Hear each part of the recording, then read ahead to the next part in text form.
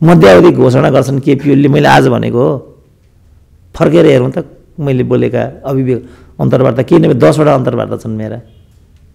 यो राजनीति मध्यावधि भन्दा अन्त जाँदै जाँदैन। मैले त्यो कुरा केपी ओलीले प्रचण्डले किन नदेखेको? माधव नेपाल त धम्क्याइरहेका थिए, मध्यावधिको डन्डा देखाउन खोज्छन् प्रधानमन्त्री, हामी त्यसबाट विचलित हुँदैनौँ, डराउँदैनौँ। अब के भन्छन् त? गयो त मुलुक मध्यावधिमा। छोरी बुहारी स्वास्नीलाई त चाहिँ ठाउँको ठाउँ धक्का दिने हो, तिनीहरूलाई यस्तो झापड दिने हो कि छोरी बुहारी स्वास्नी भएर राष्ट्रपति हुन पाइँदैन भन्ने एउटा सन्देश दिनु पर्यो नि त। अहिले अष्टलक्ष्मी साक्य भइदिएको यो भूमिकै हुन्थेन। अब यो केपीको मात्रै टाउकामा हालेर आखिर हिजो चाहिँ विद्यालय त्यहाँ पुर्याउने केपी ओली एक्लै हुन् त? केपी ओलीलाई चाहिँ पार्टीको अध्यक्ष बनाउने केपी ओलीका भक्तहरू मात्रै हुन् त? पार्टीको ठुलो पङ्क्ति हो नि त। निर्वाचित अध्यक्ष भएर उनी त्यहाँ पुगेका छन् नि त। अब केपी ओलीका मान्छे वाइसिएलको घानमा पर्छन्, त्यसको जवाफमा सेना र प्रहरीले डन्डा चलाउँछ, कम्युनिस्टहरूमाथि भयङ्कर दमन हुन्छ। अब त्यसकारण मलाई आशंका छ कहीँ अब हामी चाहिँ सिक्किमको बाटोमा नफस्न पुगौँ। किन अब लडालड आपस्तमा यही त सिक्किममा थियो नि। जसको घरमा प्रचण्ड बसेका छन् दलाल पुँजीपतिको, त्योभन्दा अर्को नमुना केही होला? मेगनजीको ठेक्का कसले पाएको छ? काठमाडौँको ठेक्का कसको? सबै केपी ओलीको टाउकामा हालिदिएर समस्याको समाधान हुने हुन्छ त? अब अहिले त देखियो यो ठगी हो नि त। यो जनताले यो गर्नको लागि अभिमत दिएको हो र कम्युनिस्ट यिनीहरू हुन् भने के? अहिले यो 3 वर्षमा यिनीहरूले एउटा उद्योग खोले, एउटा अस्पताल खोले भने एउटा मजदुरले, एउटा किसानले ए बाबा किनेर ल्याएर मल त दिन नसक्ने पनि कम्युनिस्ट हुन्छ भने जनता देशमाथि आइरहेको सङ्कटसँग कसरी जनताले प्रतिरोध गर्ने कारणबाट यो आएको छैन नि। मैले हिजो भने भाइ तिम्रो छोरीलाई, बुहारीलाई, स्वास्नीलाई नगर्नु कतिचोटि भन्ने मैले। डाक्टर साहब हार्दिक स्वागत छ सुनल पालमा। ल हस्, धन्यवाद। अब आज हामी यो विशेष परिस्थितिमा कुराकानी गर्दैछौँ। देशको यो राजनीतिक परिवेश त्यति हामीले सोचे अनुरूप पनि गएन र त्यति यो देशको लागि त्यति लाभदायक होला जस्तो पनि सुरुवाती क्षणहरू हेर्दा भएन। पछिल्लो आज बिहानकै घटनाक्रममा प्रधानमन्त्रीले जुन किसिमको यो एउटा सन्देश दिन खोज्नुभयो, संसद विघटन गरेर राष्ट्रपतिले त्यसको अनुमोदन पनि गरिसक्नु भएको स्थिति छ। यसलाई चाहिँ डाक्टर साहबले कसरी लिइराख्नु भएको छ? हामी चाहिँ उही 2017 साल 18 सालको स्थितिमा पुगेका छौँ कि छैनौँ डाक्टर साहब? टिप्पणी। राजा भए त पुग्यो नि त। 17 साल राजा छैन। अब राजा भएको भए त त्यस्तो कुरा हुन्थ्यो। अब अहिले राजा छैन। राजा बिनाको 17 साल भन्न सकिन्छ सिचुएसन? खोइ त त्यो कसले क्याप्चर गर्ने त? अब अहिले निर्वाचित प्रधानमन्त्री हुन्, उनको हातमा सत्ता छ, जनताकी छोरी राष्ट्रपति छिन्, उनले राजाको ठाउँमा भूमिका खेलिरहेछ।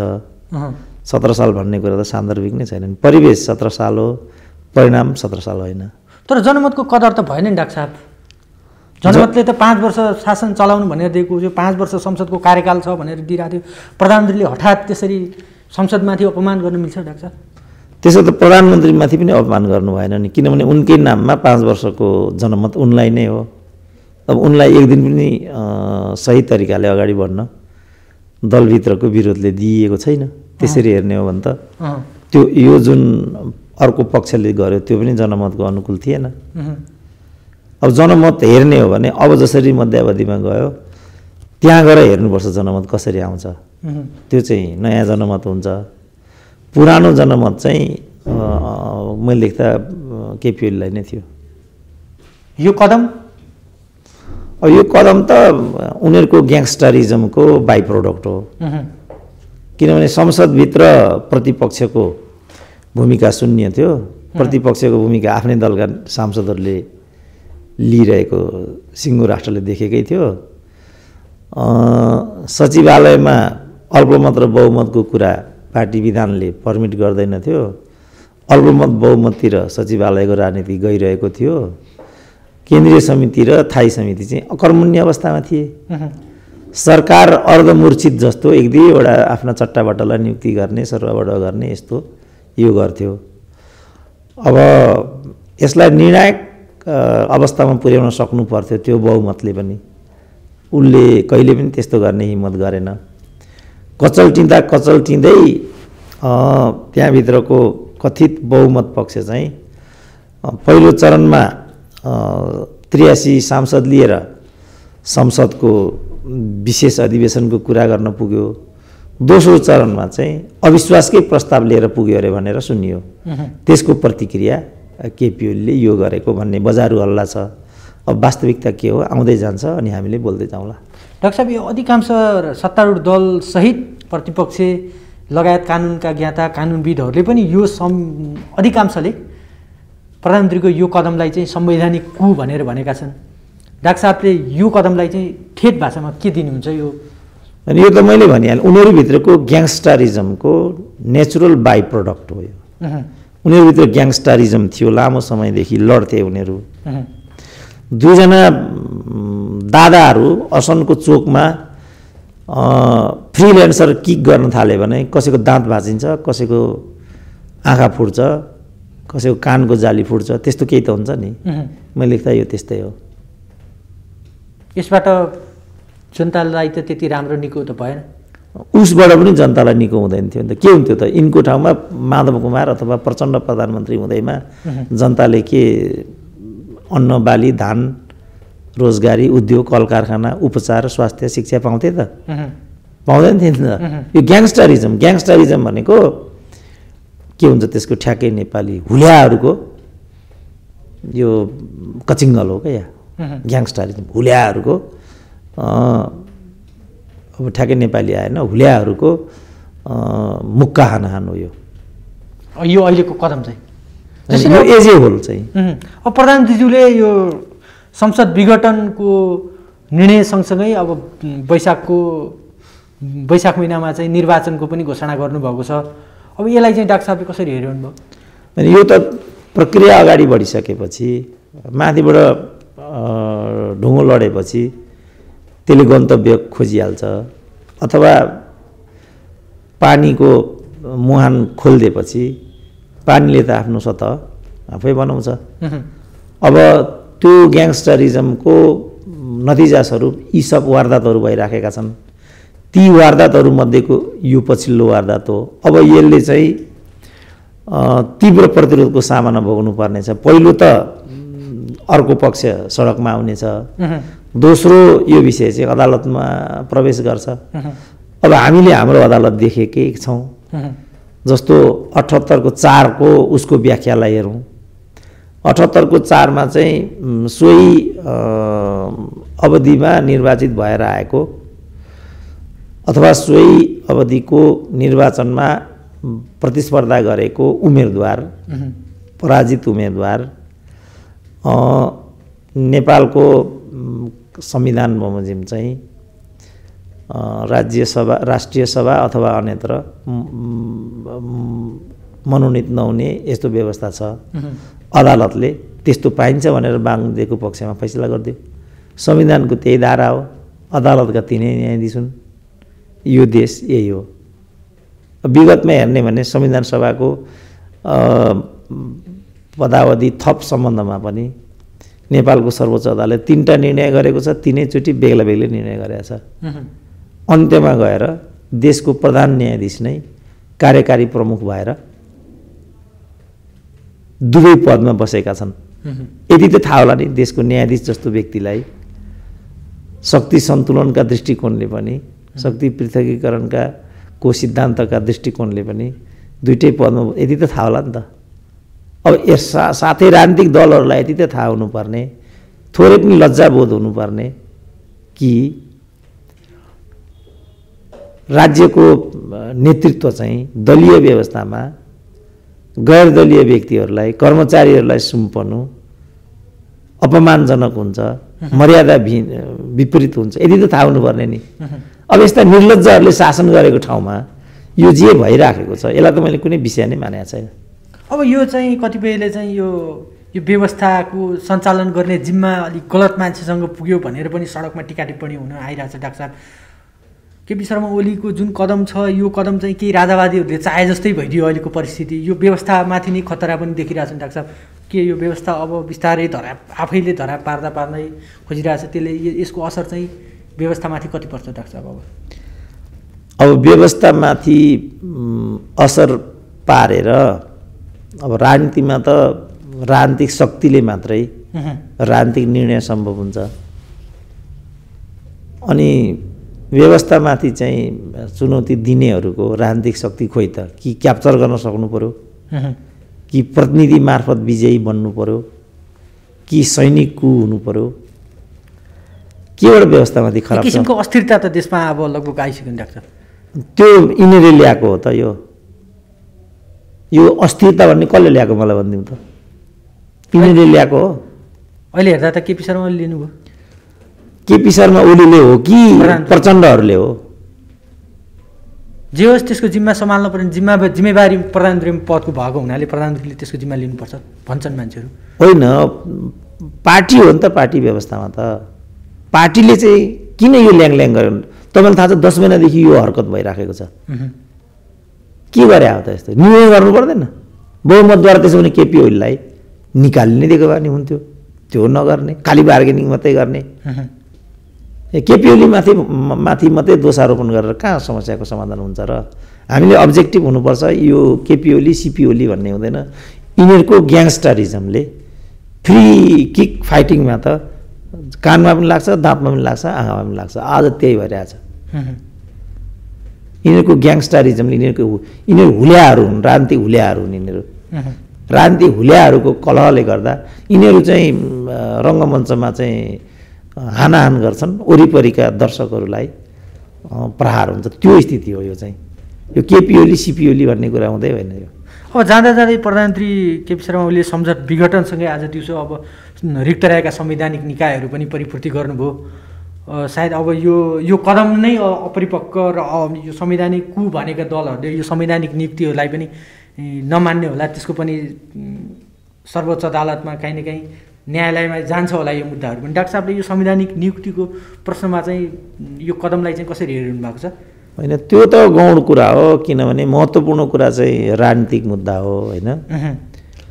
अब यो जुन नियुक्तिहरू भइराखेका छन् त्यो त सरकारका नियमित प्रक्रिया अन्तर्गतका कुराहरू हुन्। अब हामीलाई मन पर्ला नपर्ला त्यो हाम्रो विषय भयो। तर सरकार त चुप लागेर बस्दैन। हिजो मात्रै यिनीहरूले नै एउटा नियुक्ति गरे अरे भन्ने सुन्छु। कता हो? यिनीहरूले चाहिँ जे गर्दा नि हुँदो रहेछ। फेरि माधव नेपाल प्रचण्ड शक्ति बस्नेत भएर त्यो नियुक्ति गरेको अरे भन्ने सुन्थे। त्यो त विषय बनिरहेको देख्दिनँ फेरि यहाँ। त्यसकारण यी चाहिँ नियमित प्रक्रियाभित्रका कुराहरू हुन्। अब नियमित प्रक्रियाका कुरालाई चाहिँ हामीले नियमित रूपमा हेर्नुपर्छ। मुख्य कुरा जो राजनीतिक अन्यल र अस्थिरता उत्पन्न भयो यसको जवाफदेहिता चाहिँ सचिवालयका 9 जना सदस्यहरूले, मैले लेख्दा बहुमत सदस्यहरूले लिनुपर्छ। किनभने उनीहरूले लामो समयसम्म ल्याङल्याङ गरे। प्रधानमन्त्रीले मलाई कुनै पनि काम गर्न दिएन भन्ने मौका पाए। हाउसभित्र पनि आफ्नै सांसदहरूले मुख्य रूपमा प्रधानमन्त्री विरुद्ध विभिन्न किसिमका संवैधानिक समितिहरूभित्र पनि यस्तो खालको ल्याङल्याङ चाहिँ लाजमर्दो गरी प्रकट भएको हामीले देख्यौँ। सँगसँगै यी गुटका मन्त्रीहरू त्यहाँभित्र थिए। उनीहरू एक शब्द बोल्दैनथे। जस्तो अध्यादेश गइरहँदाखेरि पनि यिनीहरू त्यहाँ थिए। आइजिपीको एआइजीको नियुक्ति हुँदाखेरि पनि गृहमन्त्री ती छन्, ईश्वर पोखरेलले यो गरेको भन्थे। अब यो जुन मध्यावधिको सिफारिस पनि सायद त्यति बेला पनि यिनीहरू ती थिए। ती प्रतिरोध गर्नुपर्छ नि। समाचारहरूमा आएअनुसार 4 जना मन्त्रीहरूले चाहिँ यसको प्रतिवाद गर्नुभयो। तर यो त प्रधानमन्त्री सिस्टम हो, प्रधानमन्त्रीले चाहेको कुरा त हुन्छ। अब तर अनेकचोटि यस्तो लाचारी प्रकट गर्दा उनीहरू जस्तो भनौँ न विद्युत प्राधिकरणको एमडी, त्यो त ऊर्जा मन्त्रालय अन्तर्गतको हो नि त। उनले लाचारी दिएका छन्। गृह मन्त्रालय अन्तर्गतको उनले लाचारी देखाएका छन्। परराष्ट्र मन्त्रीमाथि पनि यस्तो भएको अरे भनेर मैले सुनेको छु। राजदूतको नियुक्ति भइसक्यो, परराष्ट्र मन्त्रीलाई थाहै छैन। अब यो प्रधानमन्त्री सिस्टम हो भन्ने कुरा हामीले मान्यौँ। तर प्रधानमन्त्रीको यति बढी हस्तक्षेपकारी वारदात भइरहँदा अनि मन्त्री पद खाइरहनु, जस्तो भनौँ न कृषि मल ल्याउनमा घनश्याम भुषाल चाहिँ सर्वथा असफल रहे। यो के प्रधानमन्त्री सिस्टमकै कारणले भएको कुरा हो त? एक एयरपोर्ट हिमालयन एयरलाइन्सलाई दिएको भन्ने छ पर्यटन मन्त्रीले। यो के प्रधानमन्त्रीकै निर्देशनमा भएको हो त? यदि हो भने त्यो अत्याचार योगेश भट्टराईले किन खपेको त? यो होइन बाबु, यो चाहिँ यी हुलियाहरूको चाहिँ ग्याङ्स्टरिजम हो यो।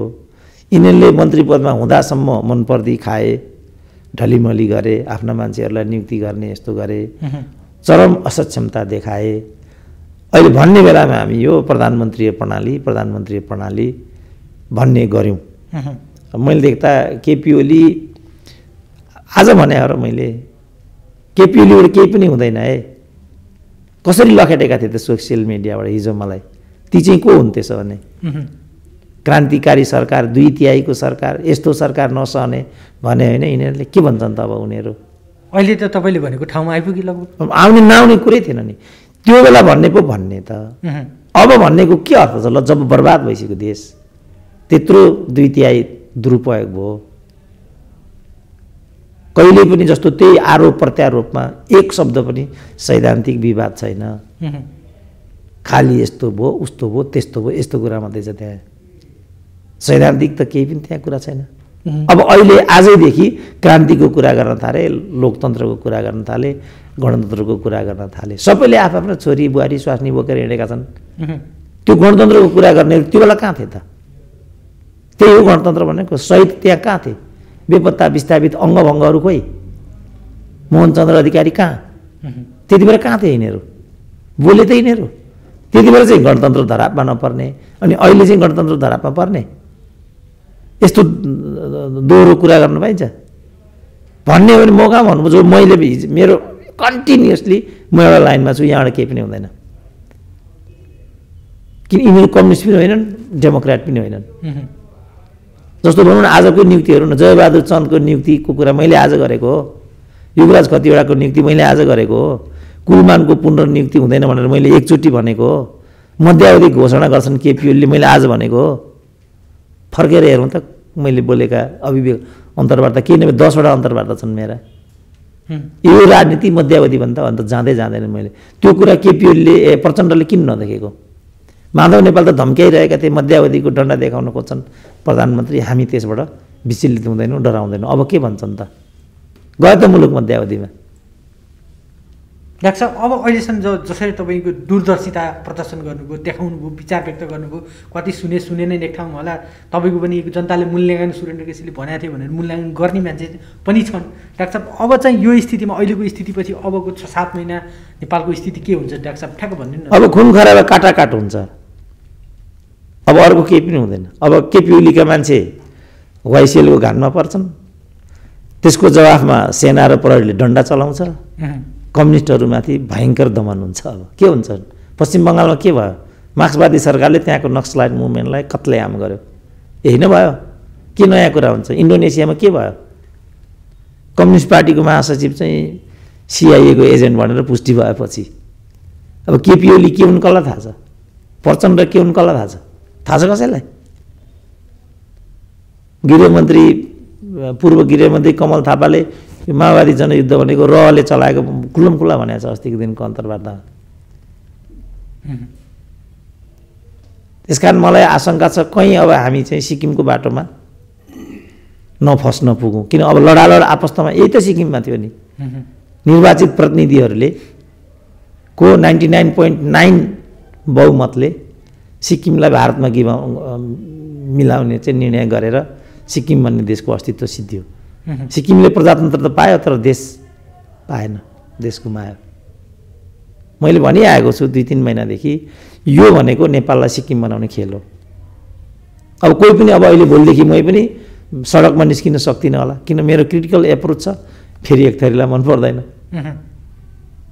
अब के हुन्छ त भोलि? धेरै सम्भावना वाइसिएलको जुन प्रवृत्ति हो त्यसको पुनरावृत्ति हुने सम्भावना म प्रबल देख्छु। त्यो भने के हुन्छ त? त्यसबाट कसलाई फाइदा हुन्छ त? अब केपी ओलीले पार्टी एकताको प्रक्रिया भङ्ग भयो भन्न सक्छन्, त्यसपछि पार्टीको अस्तित्वको प्रश्न के हुन्छ त?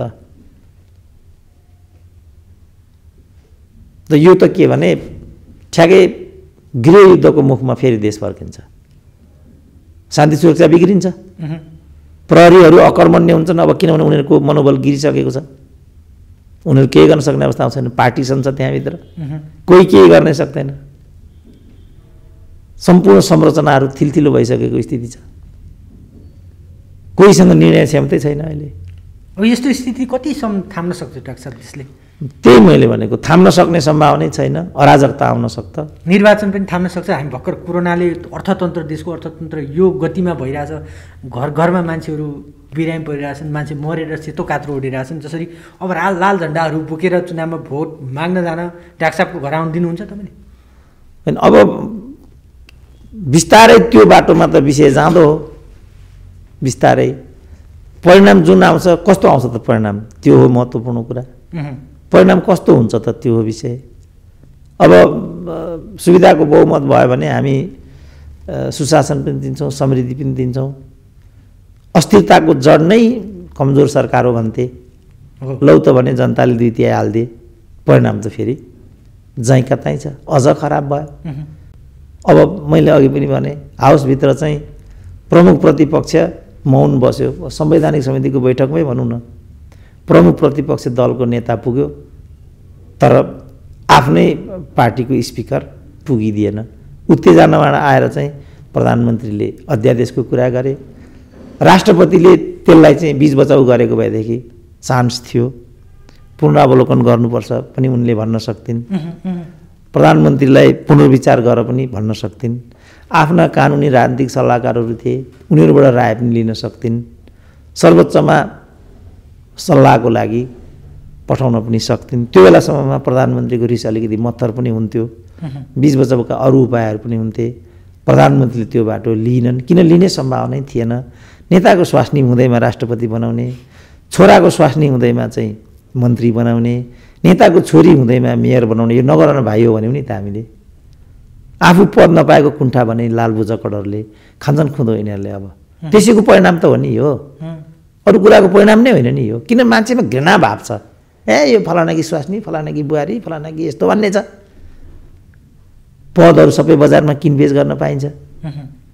जयबहादुर चन्दको नियुक्ति हुन्छ, मैले आज भने हो र, यहीँ मसँगैको कुरामा तपाईँसँग भन्नुभयो जयबहादुर चन्द बन्दैछन् भनेर। अनि यिनीहरूले युवराज कतिवटै बोक्नुपर्ने, केपी ओलीको भनाइ मान्ने हो भने त्यो नाम प्रस्ताव गर्ने नै प्रचण्ड हुन्।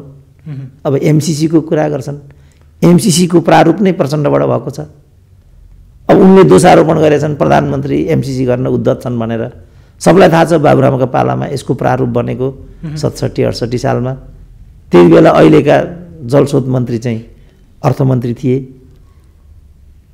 पछि चाहिँ क्रमशः 5-7वटा सरकारको पाला हुँदै हुँदै प्रचण्ड पनि प्रधानमन्त्री छन्, कृष्णबहादुर महरा अर्थमन्त्री छन्, भीम रावल आफै डिपुटी प्राइम मिनिस्टर छन्।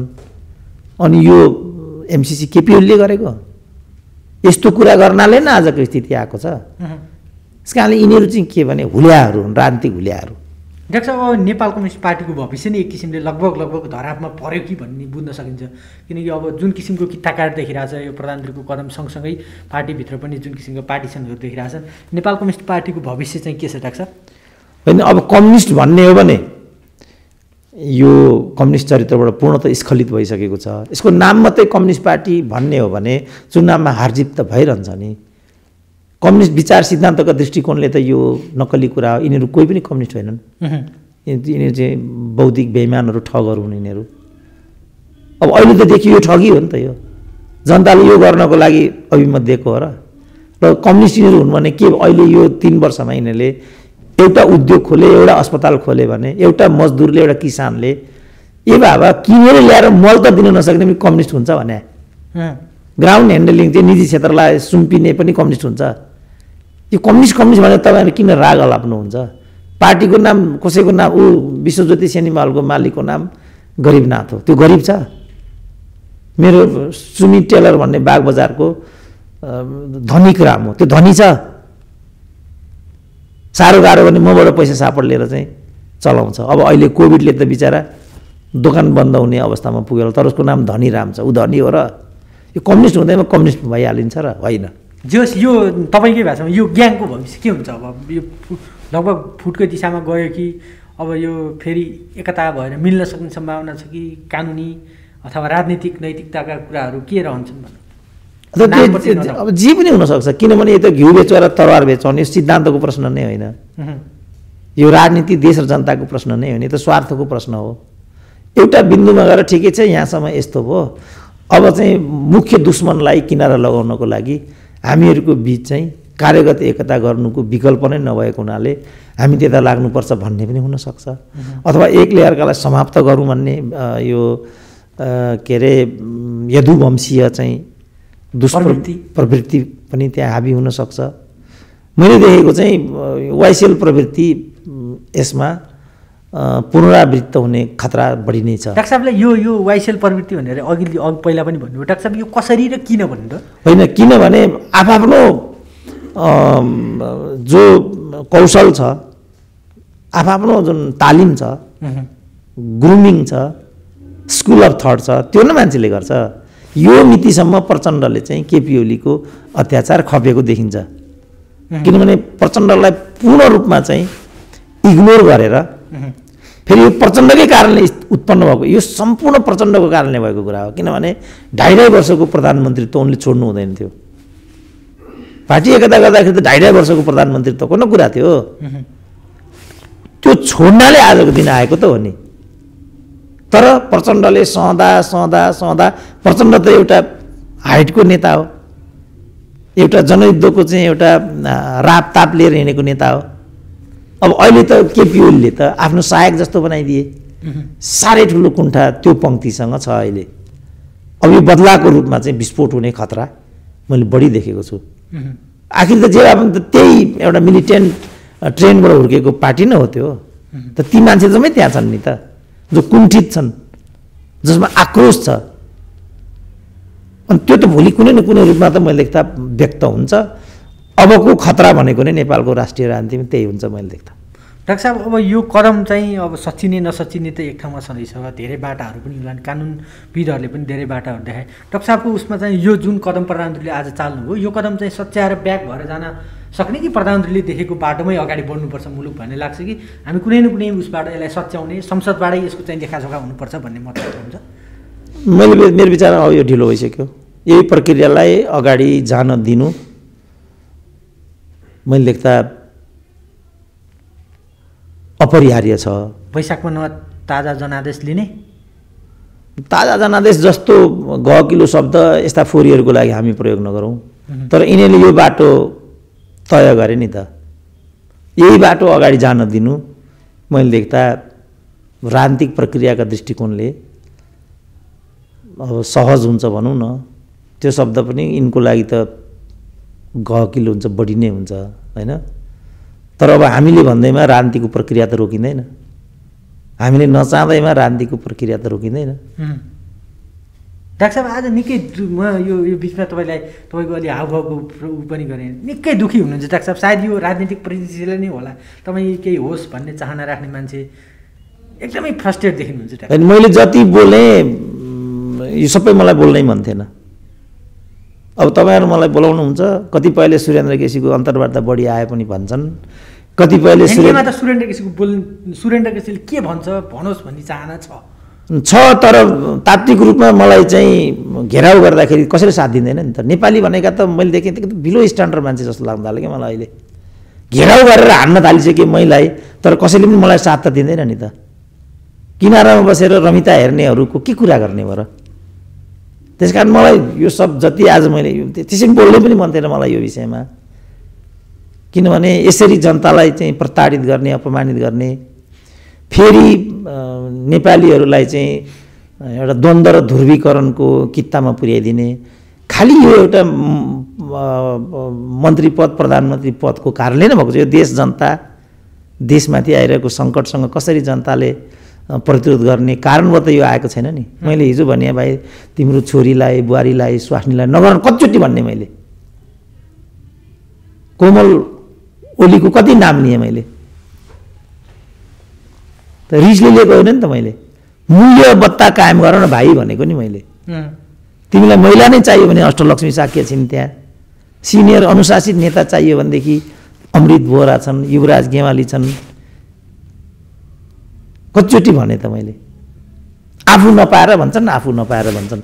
सबै पदहरू बिक्रीबट्टा हुन्छ, नाता गोता बेविचार गरेर मात्रै ती पदहरू बाँड्छन् भन्ने कुरा कमान सिंह लामाको प्रकरणले नाङ्गै देखाएको छैन।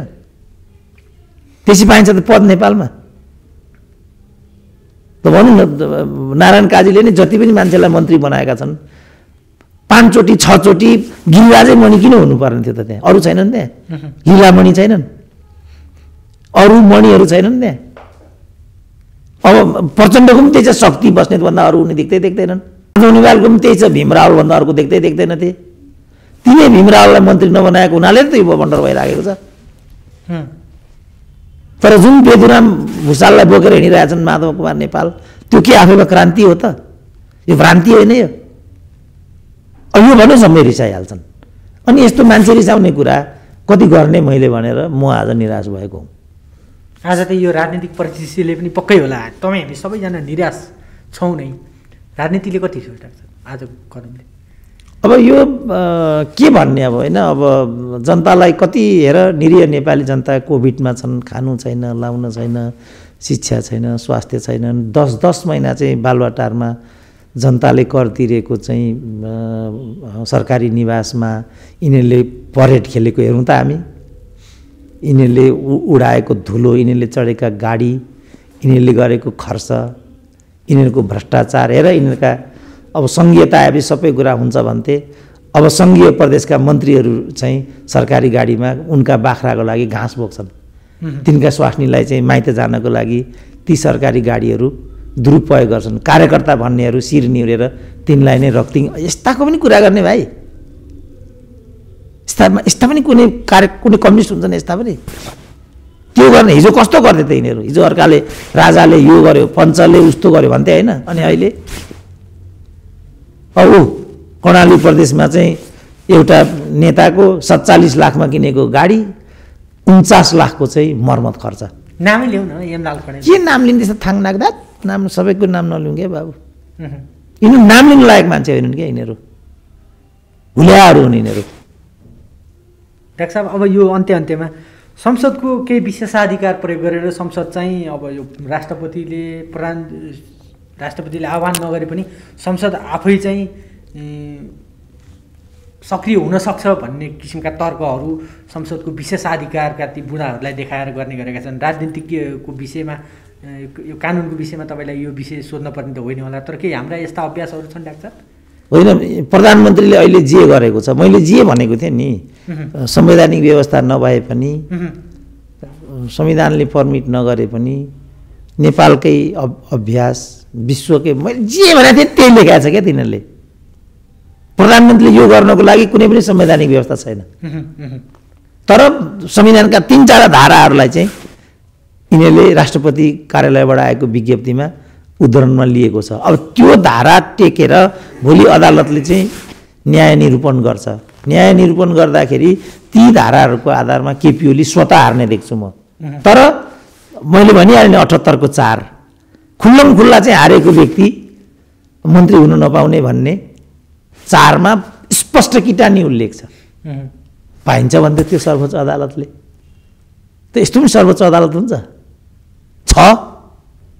त्यसकारणले कुनै उपाय छैन। एक लज्जा त्याज्यम सर्वत्र विजयी भवेतम। मान्छेको इज्जत त 4 अमलले नि ढाकेको हुन्छ। त्यो निकालेर चाहिँ दिगम्बर कोही हुन्छ भनेदेखि शिवरात्रि आउँदैछ नजिकै, नाङ्गा बाबालाई हेर्न हाम्रा दिदीबहिनीहरू त्यहाँ पनि पुगिरहेका हुन्छन्। हाम्रा कार्यकर्ता ती नाङ्गा बाबालाई हेर्न जाने दिदीबहिनी जस्तै लाग्न थाल्यो। यिनीहरूमा कमसेकम कम्युनिस्ट स्वाभिमान त बिल्कुलै छैन। बिल्कुल यिनको कारणले पनि यस्तो भएको छ। जस्तो योगेश भट्टराईहरू, घनश्यामहरूले यो गर्नुको सट्टा यो हामीलाई एकदम ठिक लागेन, एकदम फोरी कायदा हो भनेर आजभन्दा 10 महिना अगाडि यो निर्णय गरिदिएको भए यस्तो हुन्थ्यो भने नि तिनीहरू आज आएर बल्ल राजीनामा गर्छन्। त्यो बाध्य उनीहरूले राजीनामा दिएको बाध्यता उनीहरूको त्यो बाध्यता हो डाक्टर साहब। ए बाबा अब के भयो, किताकारको कुरा आयो।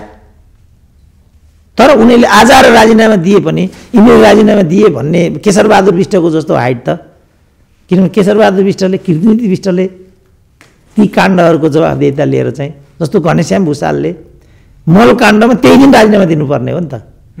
योगेश भट्टराईले चाहिँ ग्राउन्ड ह्यान्डलिङको प्रश्नमा त्यही दिन राजीनामा दिनुपर्ने नि। यदि उनले त्यो गरेको होइन भनेदेखि त दिएनन् नि त। कति प्यारो त यिनीहरूलाई मन्त्री पद भनेपछि बुढाहरूबाट त हामीले आशा गर्ने केही अवस्थै रहेन। युवाहरू पनि यस्ता देख्यो भने नहुने बेला नातिबाट मरेर आउँछ भन्छन् नि। अब हामीले कोबाट आशा गर्ने त?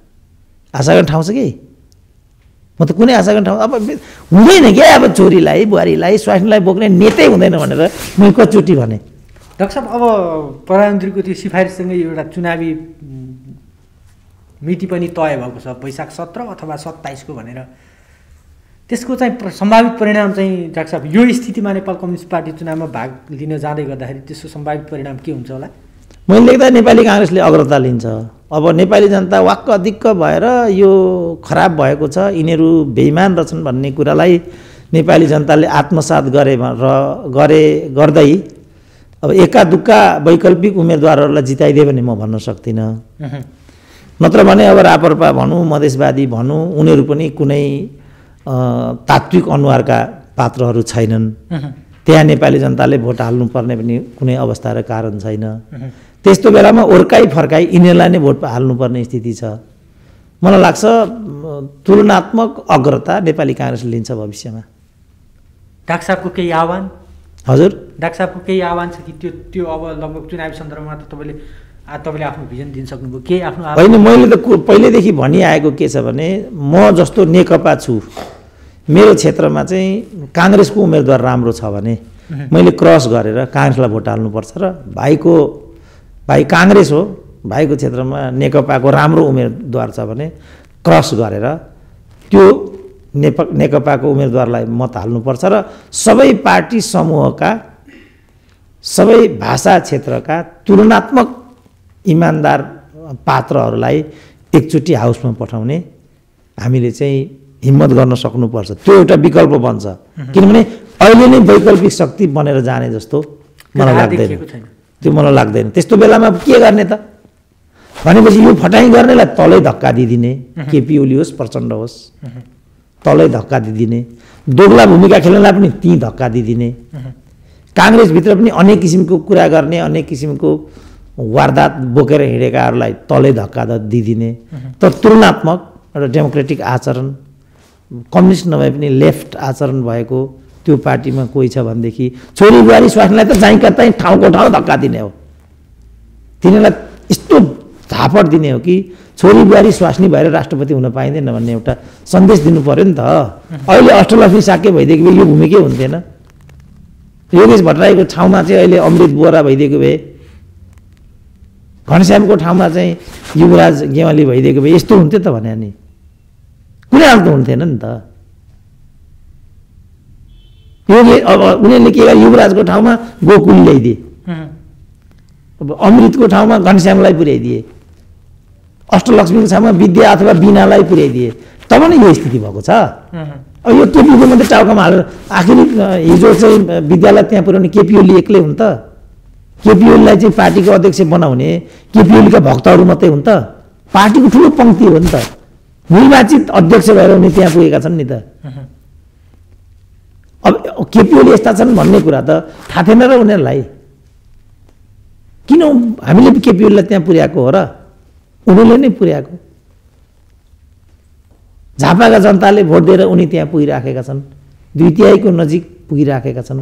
संसदीय दलमा उनीहरूले नै निर्वाचित गरेको, सबै उनीहरूले गरे होइन। अनि त्यसको दुष्परिणाम चाहिँ नेपाली जनताले कार्यकर्ताले भोग्नु बेहोर्नु पर्ने। त्यस कारणले क्रिटिकल एउटा आलोचनात्मक सोच र चेतना अनिवार्य छ मैले भनेर आएँ। तर अब यी लाल बुझक्कडहरूले मैले पद नपाएको प्रतिक्रियाको रूपमा बुझिदिए, खान्छन् खुँदो यिनीहरूले। अब तर मलाई चिन्ता के छ भने यिनीहरूले खुँदो खाएर यिनीहरू चाहिँ त्यहाँ अलास तलास भएर पल्टिन्छन् अनि एउटा बिहानै यो देशै रहेन भने हामी के हुन्छौँ होला भन्ने चाहिँ मलाई चिन्ता लाग्छ। अब यस्ता को होला नि के होला नि भन्ने कुरा, यो निर्वाचन होला नहोला। अब यत्रो जद्दोजियाद 9 महिना चाहिँ यो जद्दोजियाद गरे उनीहरूले। यो 9 महिना चाहिँ उनीहरूले पार्टी महाधिवेशनमा सम्पूर्ण रूपमा शक्ति खर्च गरिदिएको भए आखिर आज चाहिँ पुस भयो माघ फागुन चैतमा वैधानिक तरिकाले केपी ओलीलाई छुट्टी दिइदिएको भए त यो त रोदन त आउने नै थिएन नि। त्यस कारणले यो केपी ओली सिपी ओली भन्ने कुरातिर हामी नजाउँ। यिनीहरूको जुन यो हुलियाहरूको जुन चाहिँ सचिवालयभित्रको लडन्त भिडन्त, यिनका छोरी बुहारी स्वास्नीहरूलाई चाहिँ अगाडि बढाएर शासन गर्ने जुन शैली, त्यसको कोपमा आज राष्ट्रिय राजनीति पर्यो, परिवर्तनहरू पनि परे, जनताहरूले पनि कोपित हुनु पर्यो। केन्द्रीय विषय चाहिँ यो हो। अब हामी केन्द्रीय विषयमा छलफल गर्नेपट्टि छैनौँ, किनभने आफूलाई नै लागेको कुरा नै सत्य हो भन्ने भ्रममा हामीहरू भनौँ न। घनश्याम भुषालले त्यो एउटा मल व्यवस्थापन गर्न सक्ने उनीसँग त्यति पनि थिएन क्षमता। त्यो मल फ्याक्ट्री खोलेर मल उत्पादन गरेर भनेकै होइन नि। राष्ट्र ब्याङ्कबाट पैसा निकालेर सट्टै गरेर मल किनेर ल्याएर किसानलाई बाँड भनेको। अब सत्यता के थियो भने जुन ठेकेदारले मल ल्याउनु पर्ने त्यसको घरमा प्रचण्ड बसेका थिए। त्यसपछि मल समयमा चाहिँ आपूर्ति हुन नसकेको थियो। यो दोष उनीहरू केपी ओलीलाई लगाउँछन्। सत्य हो त यस्तो कुरा? अब मैले यो भने महिला केपी ओलीको दलाल भनिदिन्छन्। म केपी ओलीको दलाल हुँ त? जबसम्म यस्तो सोच भएका मानिसहरू बजारमा हुन्छन् तबसम्म राजनीति सङ्लिँदैन। क्रिटिकल सोच हुनुपर्छ सबैमा। अब चाहिँ दलाल पुँजीपतिहरूलाई केपी ओलीले संरक्षण गरे भन्छन्। जसको घरमा प्रचण्ड बसेका छन् दलाल पुँजीपतिको, त्योभन्दा अर्को नमुना केही होला? मेलनजीको ठेक्का कसले पाएको छ? काठमाडौँको ठेक्का कसको हो? सबै केपी ओलीको टाउकोमा हालिदिएर समस्याको समाधान हुने हुन्छ त? त्यस कारणले हामी सम्पूर्ण कुरामा इमान्दार हुन सक्नुपर्छ। हामी त्यो नहुनाले आजको दिन आएको छ, तर हामी त्यो मान्न कोही पनि तयार छैनौँ। त्यस कारण मलाई लाग्छ हामी पतनको बाटोमा छौँ। राजाहरूले भने जस्तो हामीले जो प्रजातान्त्रिक एउटा जुन निष्ठा हामीमा हुनुपर्ने हो, 17 सालमा यस्तै भएको हुनाले राजाहरूले त्यो कदम चालेको भनिन्थ्यो नि त। हामी पत्याउँदैन थियौँ। तर हेरौँ त अहिले त हामी यस्ता छौँ भने त्यो बेला कस्ता थियौँ होला भन्नु त? जब 60 वर्षपछि हामी यस्ता छौँ भने 60 वर्ष अघि हामी कस्ता थियौँ होला त? छोरी बुहारी स्वास्नी लास्ट चेतना होइन त्यो? राजनीति भने छोरी बुहारी स्वास्नीलाई अगाडि बढाउने हो? त्यस्तो लोकतन्त्र हुन्छ? अब यही गरेर चाहिँ काङ्ग्रेस अहिले गिरिजाबाबु भएदेखि काङ्ग्रेसको सभापति अथवा प्रधानमन्त्री सुजाता हुन्। ल भनौँ त सुजाताको के छ नेपालको प्रजातान्त्रिक आन्दोलनमा योगदान? आर्जुको कुरा यही हो। यो पनि डेमोक्रेसी हुन्छ? त्यसको फल आज देशले भोगेको छ। अब मोहनलाल यो कुरा भनेर हुँदो रहेछ, बाँकी सबै स्यालोको यहाँ बाप्रे हाम्री सजु दिदी भन्छन्, फलानी भन्छन्। अब मोहनलाल भनेर त हुँदो रहेनछ। हस् डाक्टर साहब, यो अमूल्य समय हामीलाई दिनुभयो, धेरै धेरै धन्यवाद। ल हस्, धन्यवाद।